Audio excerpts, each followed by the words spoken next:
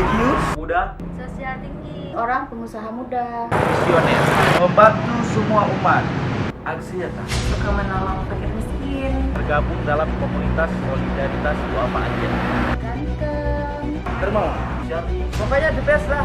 Oke, adalah sosok yang sangat merangkul kami, baik di bidang usaha, kemudian sangat memotivasi kami untuk menjadi usaha muda khususnya.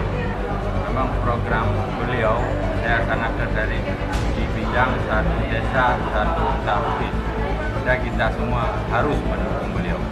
Beliau itu patut kita jadikan perwakilan dari Aceh menuju DPR RI. Semoga amal Yang saya pilih El Hanif harus berangkat ke Senayan. Kendaraan apa saja tidak dipersoalkan. Yang penting buka daerah Tanjung Utara.